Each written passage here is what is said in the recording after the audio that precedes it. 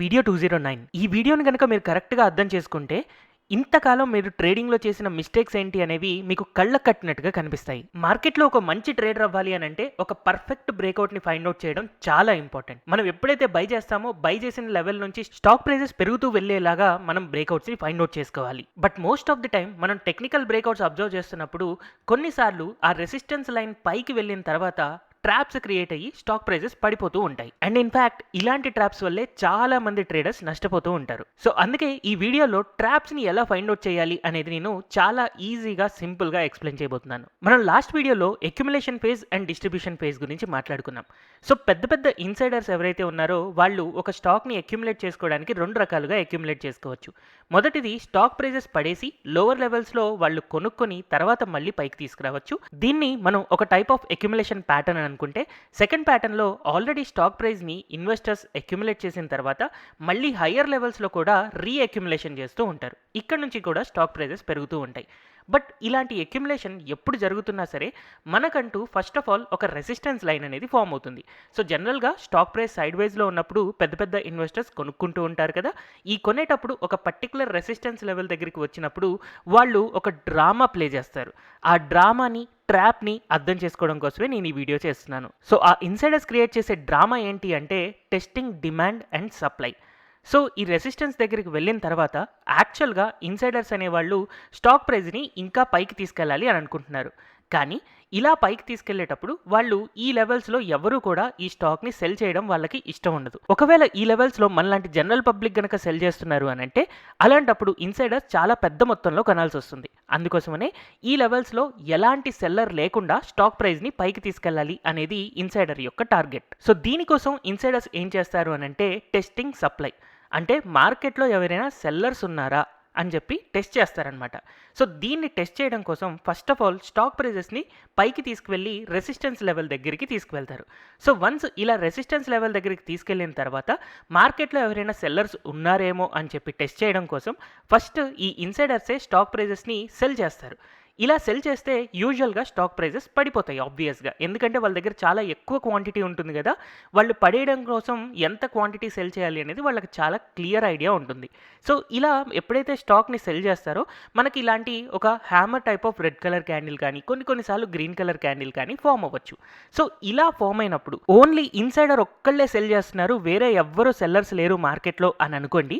అలాంటప్పుడు వాల్యూమ్ అనేది చాలా తక్కువ వస్తుంది. కాబట్టి కింద మనం వాల్యూమ్స్ అబ్జర్వ్ చేస్తే యావరేజ్ వాల్యూమ్ కంటే చాలా తక్కువ వాల్యూమ్ మనకి మార్కెట్లో రికార్డ్ చేయొచ్చు. సో ఇలా ఎప్పుడైతే యావరేజ్ వాల్యూమ్ కంటే చాలా తక్కువ వాల్యూమ్ రికార్డ్ చేసి మనకి ఇలాంటి సెల్లింగ్ ప్యాటర్న్ కనిపించింది అని అంటే అప్పుడు ఇన్సైడర్కి ఏం అర్థమవుతుందంటే మార్కెట్లో నేను తప్ప ఇంకొక సెల్లర్ లేరు, కాబట్టి స్టాక్ ప్రైస్ని ఈజీగా మనం పైకి తీసుకువెళ్ళచ్చు అని చెప్పి ఇన్సైడర్కి అర్థమవుతుంది. కాబట్టి తన యొక్క టెస్ట్ రిజల్ట్స్ సక్సెస్ అయ్యాయి అని ఫీల్ అవుతాడు. అంటే ఇక్కడ లో వాల్యూమ్ టెస్ట్ జరిగింది. సో ఈ లో వాల్యూమ్ టెస్ట్లో జరిగింది ఏంటి అంటే ఇన్సైడర్ మాత్రమే సెల్ చేస్తున్నారు, వేరే జనరల్ పబ్లిక్ కానీ ఎఫ్ఐఎస్ కానీ డిఐఎస్ కానీ సెల్ చేయట్లేదు. కాబట్టి స్టాక్ ప్రైస్ ఇక్కడ నుంచి పైకి తీసుకెళ్ళడం చాలా ఈజీ అని చెప్పి ఇన్సైడర్కి అర్థమయ్యి తన యొక్క టెస్టింగ్ ప్యాటర్న్ అనేది సక్సెస్ అయ్యింది అని అనుకుంటాడు. కాబట్టి స్టాక్ ప్రైజెస్ ఇక్కడ నుంచి పెరగడానికి చాలా ఈజీ ఛాన్సెస్ ఉంటాయి. కానీ అదే ఒకవేళ ఇలాంటి సప్లైని టెస్ట్ చేయడం కోసం స్టాక్ ప్రైజెస్ని ఫస్ట్ పెంచి రెసిస్టెన్స్ దగ్గరికి తీసుకువెళ్ళిన తర్వాత ఒకవేళ ఇన్సైడర్ సెల్ చేస్తున్నారు అని అనుకుందాం. ఇలా సెల్ చేస్తున్నప్పుడు సో అగైన్ మనకి ఇలాంటి రెడ్ కలర్ హ్యామర్ కానీ లేదా గ్రీన్ కలర్ హ్యామర్ ప్యాటర్న్ కానీ రావచ్చు, లేదా ఒక పెద్ద రెడ్ కలర్ క్యాండిల్ కానీ రావచ్చు. సో ఇక్కడ ఏం జరుగుతుంది అని అంటే మేబీ మనం వాల్యూమ్ అబ్జర్వ్ చేసినప్పుడు కింద అబ్జర్వ్ చేస్తే మనకి చాలా ఎక్కువ వాల్యూమ్, యావరేజ్ వాల్యూమ్ కంటే ఎక్కువ వాల్యూమ్ రికార్డ్ చేయొచ్చు. సో ఎప్పుడైతే ఇలాగా యావరేజ్ వాల్యూమ్ కంటే ఎక్కువ వాల్యూమ్ కరెక్ట్గా మనకి టెస్టింగ్ రోజున కనుక జరిగింది అని అంటే అప్పుడు ఇన్సైడర్కి ఏమర్థమవుతుంది, ఇక్కడ నేను ఒక్కడనే కాదు సెల్లర్ని, నాలాగా జనరల్ పబ్లికో లేకపోతే డిఐఎస్ఓ ఎఫ్ఐఎస్ఓ సెల్ చేయడానికి రెడీగా ఉన్నారు. కాబట్టి స్టాక్ ప్రైజెస్ కనుక నేను పైకి తీసుకువెళ్తే అలాంటప్పుడు మార్కెట్లో చాలా మంది సెల్లర్స్ రావడానికి ఛాన్సెస్ ఎక్కువ ఉన్నాయి, కాబట్టి నేను ఎక్కువ కొనాల్సి వస్తుంది, స్టాక్ ప్రైస్ పెరగడం అంత ఈజీ కాదు అని చెప్పి ఇన్సైడర్కి అర్థమవుతుంది. ఇలాంటప్పుడు స్టాక్ ప్రైస్ పెరగకుండా పడేసే విధంగా ఇన్సైడర్ ప్లాన్ చేసుకుంటారు. సో ఇక్కడ మనకి జరిగింది ఏంటి అంటే హై వాల్యూమ్ టెస్ట్. సో ఈ వాల్యూమ్ టెస్ట్ చేసుకుని ఇన్సైడర్ ఇక్కడ నేను స్టాక్ ప్రైజెస్ని ఇంకా పైకి తీసుకువెళ్ళడానికి ట్రై చేయకూడదు, నేను ఇంకొంతకాలం వెయిట్ చేయాలి అని చెప్పి అర్థమయ్యి తను కూడా కొన్ని రోజులు స్టాక్ ప్రైజెస్ని సెల్ చేస్తూ కిందకి పడేసేలాగా చేస్తాడు. సో ఈ టెస్టింగ్ సప్లైని ఎక్స్ప్లెయిన్ చేయడం కోసం నేను టీసీఎస్ యొక్క వీక్లీ చార్ట్ తీసుకున్నాను. ఈ వీక్లీ చార్ట్లో ఫస్ట్ ఆఫ్ ఆల్ నేను ఏం చేస్తున్నాను అంటే వాల్యూమ్ దగ్గర నేను సెలెక్ట్ చేసుకొని స్టైల్లో వాల్యూమ్ మూవింగ్ యావరేజ్ తీసుకుంటున్నాను. సో ఇలా వాల్యూమ్ మూవింగ్ యావరేజ్ కనుక మనం తీసుకుంటే యావరేజ్ వాల్యూమ్ మనకి తెలిసిపోతుంది. ఇది నేను tradingview.comలో చేశాను. సో ఈ tradingview.comలో ఎప్పుడైతే నాకు టీసీఎస్ ఒకసారి ఇక్కడ నాకు రెసిస్టెన్స్ తీసుకొని పడిపోయినట్టుగా కనపడుతుంది కదా, అండ్ ఇక్కడ క్లియర్గా ఒక సైడ్ వైజ్ మూమెంట్లో వెళ్తుంది. కాబట్టి ఇక్కడికి ఎప్పుడైతే మళ్ళీ రెసిస్టెన్స్ దగ్గరికి వచ్చిందో ఇలాంటి పెద్ద రెడ్ కలర్ క్యాండిల్ ఫామ్ అయింది. వాల్యూమ్ని కనుక అబ్జర్వ్ చేస్తే నాకు వాల్యూమ్ అనేది ఇంక్రీజ్డ్ వాల్యూమ్, యావరేజ్ వాల్యూమ్ కంటే ఎక్కువ రెడ్ కలర్ వాల్యూమ్ కనపడుతుంది కదా. సో ఇలా గనక నేను అబ్జర్వ్ చేస్తే నాకు చాలా క్లియర్గా ఎప్పుడైతే ఇన్సైడర్ ఇంకా ఎవరైనా సెల్లర్స్ ఉన్నారేమో మార్కెట్లో అని చెప్పి టెస్ట్ చేస్తే ఎస్, ఇన్సైడర్తో పాటు చాలామంది సెల్లర్స్ ఉన్నారు కాబట్టి ఇక్కడ తను పైకి తీసుకువెళ్ళడం మంచిది కాదు అని చెప్పి తనకు అర్థమైంది. అలాగే అగైన్ మళ్ళీ ఇక్కడ ఎప్పుడైతే ఒకసారి ఆ రెసిస్టెన్స్ జోన్ దగ్గరికి వెళ్ళినప్పుడు అగైన్ ఇక్కడ మనకి రెడ్ కలర్ క్యాండిల్స్ వస్తున్నప్పుడు క్లియర్గా వాల్యూమ్ ఇంక్రీజ్ అనేది కనపడుతూ ఉంది. అండ్ అలాగే యావరేజ్ వాల్యూమ్ కంటే కూడా చాలా హై వాల్యూమ్ రికార్డ్ చేయడం వల్ల అగైన్ ఇన్సైడర్కి ఏమర్థమవుతుందంటే ఇక్కడ చాలామంది సెల్లర్స్ ఉంటారు కాబట్టి ఈ స్టాక్ని ఇప్పుడే పెంచడం కరెక్ట్ కాదు, పడేయాలి అని చెప్పి అర్థమవుతుంది.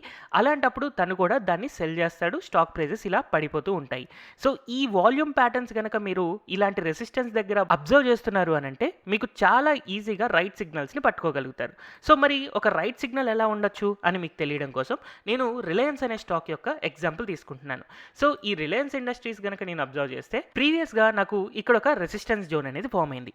సో ఈ రెసిస్టెన్స్ దగ్గరికి వచ్చి ఎప్పుడైతే ఇక్కడ టెస్ట్ చేస్తూ ఉన్నారో అలాంటప్పుడు మనకి green colour dojis type of patterns form అవుతూ ఉన్నాయి. సో ఈ డోజీస్ దగ్గర నేను కొంచెం క్లోజ్గా అబ్జర్వ్ చేస్తాను. సో ఇక్కడ యాక్చువల్గా టెస్టింగ్ అనేది జరుగుతూ ఉంది, ఈ రెసిస్టెన్స్ దాటాలా వద్దా అని చెప్పి.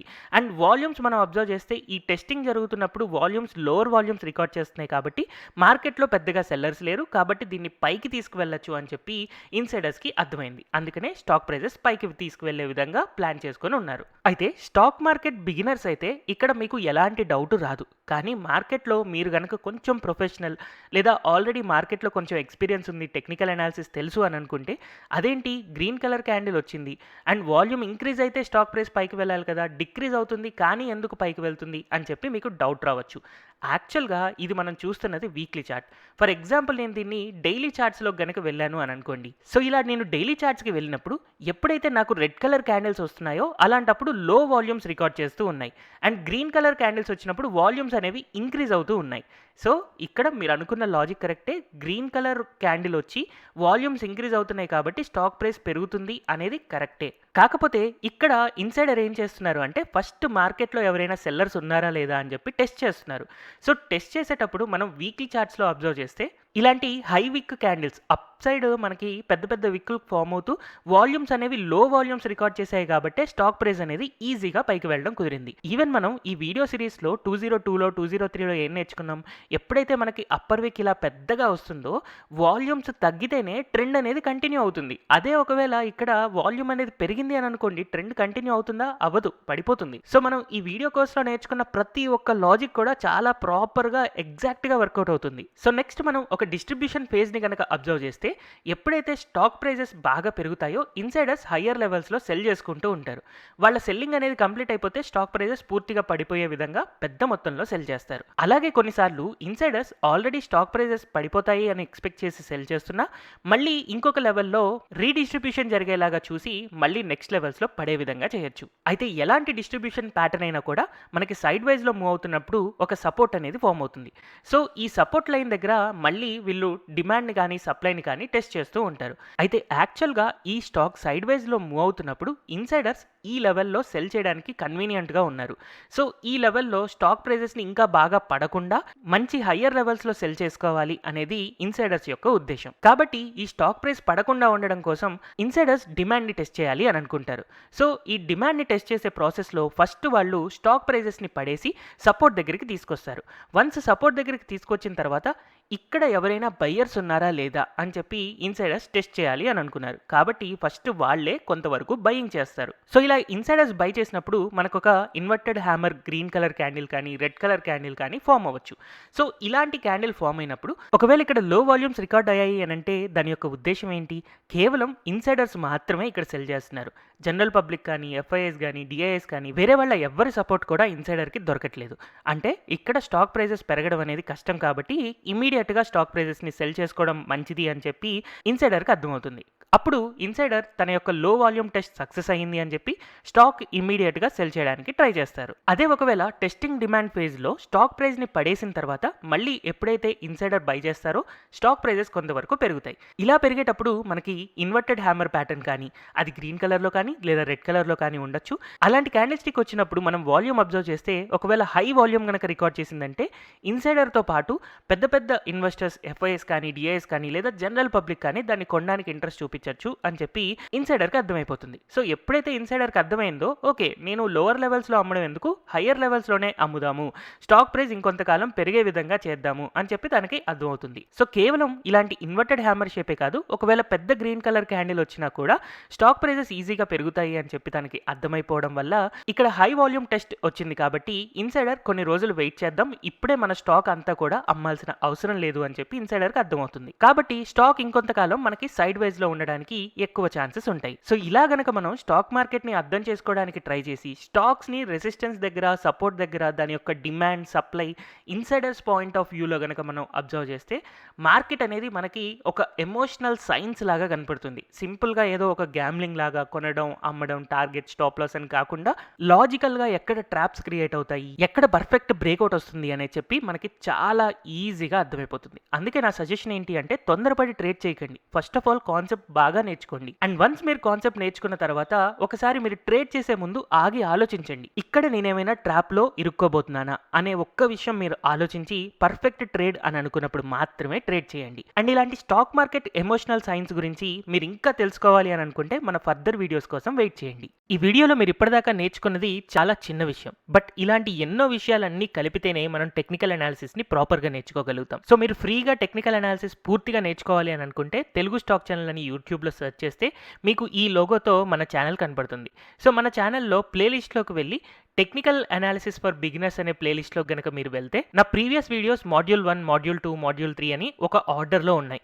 అండ్ అలాగే నేను ఫ్యూచర్లో అప్లోడ్ చేయబోయే వీడియోస్ వీడియో 1, వీడియో 2, వీడియో 3 అని చెప్పి ఒక ఆర్డర్లో వస్తాయి. కాకపోతే యూట్యూబ్లో చాలా డిస్ట్రాక్షన్స్ ఉంటాయి. మనం ఒక వీడియో చూస్తున్నప్పుడు ఇంకొక థంబ్నెయిల్ కనిపిస్తే అటువైపు డైవర్ట్ అయిపోతూ ఉంటాం. అలా డైవర్ట్ అవ్వకుండా ఉండడం కోసం మనం ప్లే స్టోర్ ఓపెన్ చేసుకొని అందులో తెలుగు స్టాక్ ఛానల్ చెప్పి టైప్ చేశారనుకోండి, అగైన్ మన లోగోతో తెలుగు స్టాక్ ఛానల్ యొక్క యాప్ కనపడుతుంది. సో ఈ యాప్ ని మీరు ఇన్స్టాల్ మీద క్లిక్ చేస్తే అది మీకు ఫ్రీగానే ఇన్స్టాలేషన్ అవుతుంది. సో ఈ యాప్ లో మీ మొబైల్ నెంబర్ ఎంటర్ చేయాలి, తర్వాత మీ నేమ్ అండ్ ఈమెయిల్ ఐడి ఇచ్చిన తర్వాత మీకు ఈ వీడియోస్ చూడడానికి కుదురుతుంది. సో వన్స్ మనం యాప్ ఓపెన్ చేసిన తర్వాత పైన కనపడుతున్న ఆ 3 డాట్స్ మీద కనుక మనం క్లిక్ చేసాము అనుకోండి, అలాంటప్పుడు మనకి ఇక్కడ ఫ్రీ మెటీరియల్ అని చెప్పి సెకండ్ది కనపడుతుంది. సో వన్స్ మనం ఆ ఫ్రీ మెటీరియల్ మీద క్లిక్ చేస్తే ఇలా డాక్యుమెంట్స్, వీడియోస్ అండ్ టెస్ట్ అని కనపడతాయి. అందులో మనం వీడియోస్ మీద సెలెక్ట్ చేసుకుంటే మనకి యూట్యూబ్లో ఉన్న వీడియోసే ఇక్కడ ఆర్డర్లో కనిపిస్తూ ఉంటాయి. సో ఇలా పూర్తిగా మీరు ఒక ఆర్డర్లో ఏ వీడియో తర్వాత ఏ వీడియో చూస్తూ టెక్నికల్ అనాలిసిస్ కంటిన్యూస్గా నేర్చుకోవాలి అనేది మీకు చాలా హెల్ప్ఫుల్గా ఉంటుంది. అయితే ఇదే యాప్లో స్టోర్ సెక్షన్లో నా పెయిడ్ కోర్సెస్ కూడా ఉన్నాయి. కానీ నా సజెషన్ పెయిడ్ కోర్సెస్ తీసుకోవాలి అని అంటే మీకు ముందు చాలా పేషెన్సీ ఉండాలి. ఎందుకంటే నా కోర్స్ ఏదైనా కూడా మినిమం 2 to 3 మంత్స్ ప్రాక్టీస్ చేస్తే కానీ అవి పూర్తిగా అర్థం కావు. అంత పేషెన్సీ ఉంది అని అనుకుంటే మాత్రమే మీరు పెయిడ్ కోర్సెస్కి వెళ్ళండి. లేదంటే ఈ యూట్యూబ్లో ఉన్న ఫ్రీ మెటీరియలే మీకు చాలా బాగా హెల్ప్ఫుల్గా ఉంటుంది.